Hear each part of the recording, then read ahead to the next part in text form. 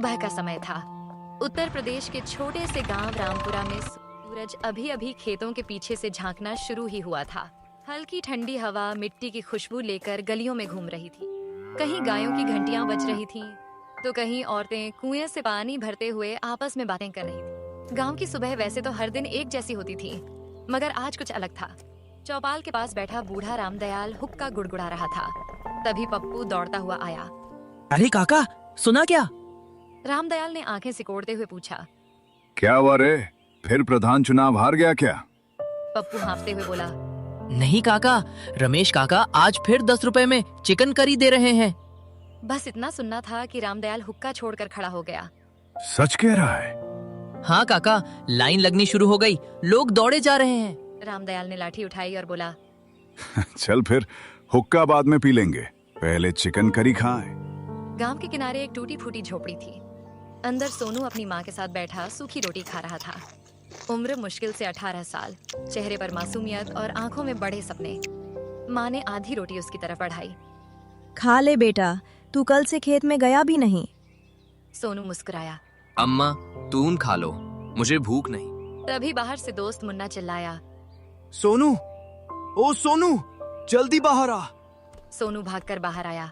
क्या हुआ? मुन्ना हंसते हुए बोला, क्या हुआ? अरे आज तो किस्मत खुल गई।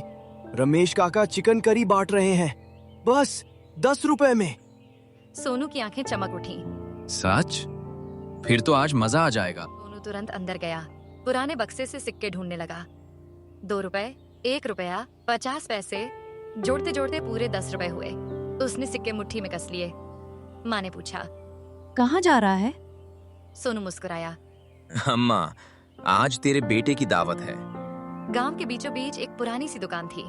बाहर लकड़ी का बोर्ड टेढ़ा लटका था, रमेश भोजनालय। नीचे छोटे अक्षरों में लिखा था, आज विशेष चिकन करी 10 रुपए। दुकान के बाहर लंबी लाइन लगी थी। अरे धीरे धीरे सबको मिलेगा। सोनू लाइन में खड़ा सब देख रहा था। उसने मन में सोचा, इतने लोग, इतना चिकन, सिर्फ 10 रुपए? ये कैसे मुमकिन है? आखिर सोनू की बारी आई।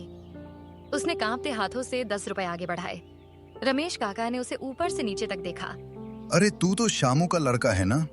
हाँ काका, सोनू। काका के चेहरे पर हल्की उदासी आई। तेरे बापू अच्छे आदमी थे। सोनू चुप हो गया।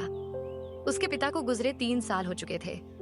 रमेश काका ने कटोरे में करी डाली, ऊपर से 2 बड़े पीस रखे और बोले, ले, और हाँ गरम है, धीरे खाना।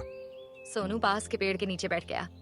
उसने पहला कौर मुंह में रखा और जैसे दुनिया रुक गई। करी का स्वाद इतना गहरा था कि आंखें खुद ब खुद बंद हो गईं।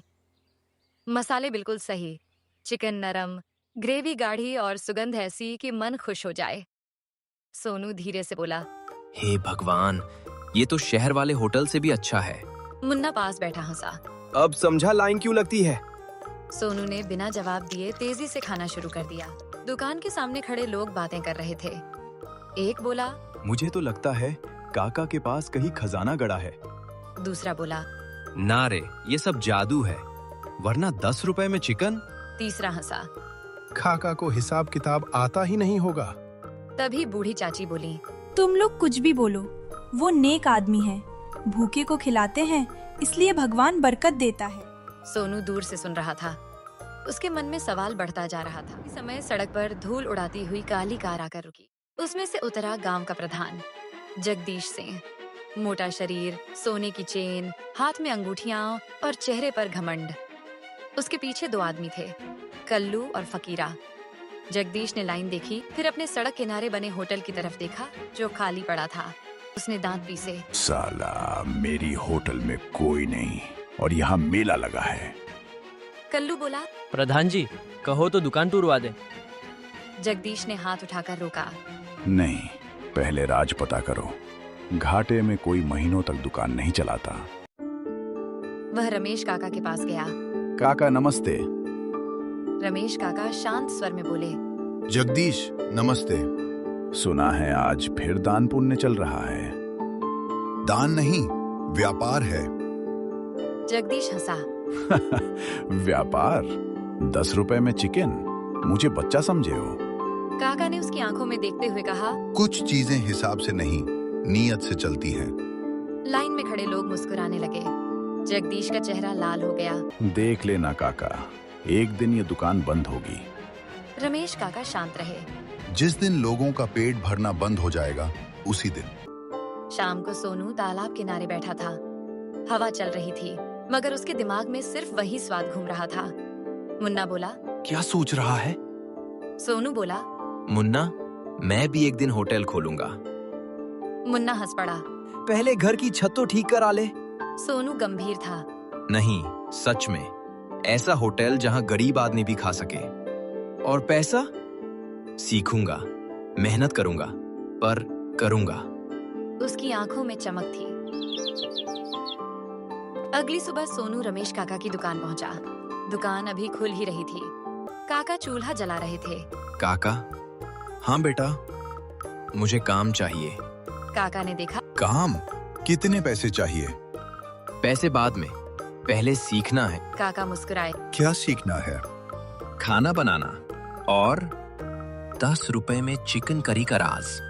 काका ठहाका मारकर हंसे। सीधे दिल की बात बोलता है तू। सोनू शर्मिंदा हो गया। माफ करना काका। काका ने उसके कंधे पर हाथ रखा। माफी नहीं, सच बोलने वाला लड़का पसंद है मुझे। फिर बोले। कल सुबह 4 बजे आ जाना। इतनी सुबह? रात जल्दी उठने वालों को मिलता है। अगली सुबह अंधेरा था। मुर्गे भी ठीक से नहीं बोले थे। सोनू नींद से लड़ता हुआ दुकान पहुंचा। रमेश काका पहले से मौजूद थे। आ गया? हाँ। चल पहले पानी भर। सोनू कुएं से 10 बाल्टी पानी लाया, फिर लकड़ी काटी, फिर बर्तन मांजे, फिर बाजार से प्याज लाया। सूरज निकलते निकलते उसकी कमर टूट गई। वह हांफते हुए बोला। काका, खाना कब बनाना सिखाओगे? काका बोले। पहले रसोई की इज्जत सीख। दोपहर में काका मसाले पीस रहे थे। सोनू पास खड़ा ध्यान से देख रहा था। काका, इसमें क्या डालते हो? मेहनत। अरे सच बताओ ना। काका मुस्कुराए। अगर सिर्फ मसाले से स्वाद आता तो हर अमीर होटल सबसे अच्छा होता। सोनू समझ नहीं पाया। तभी उसने देखा काका एक पुरानी डिब्बी से थोड़ा सा कुछ डालते हैं। ये क्या है? काका ने तुरंत डिब्बी बंद कर दी। जब वक्त आएगा तब जान जाएगा। उधर प्रधान जगदीश अपनी होटल में बैठा था। मेज पर मक्खियां घूम रही थीं। ग्राहक एक भी नहीं। वह गुस्से में बोला। कल्लू! जी मालिक। आज रात पता करो रमेश कहाँ से सामान लाता है, किससे मिलता है, सब। फकीरा बोला। और अगर राज मिल गया? जगदीश मुस्कुराया। तो या तो वो राज मेरा होगा या रमेश की दुकान खत्म। रात गहरा चुकी थी। गांव सो गया था। कुत्तों के भौंकने की आवाजें दूर से आ रही थी। सोनू अपनी झोपड़ी में लेटा था, मगर नींद नहीं आ रही थी। अचानक उसने खिड़की से देखा रमेश काका चुपचाप सड़क पर जा रहे थे। कंधे पर पुराना थैला था। इतनी रात को?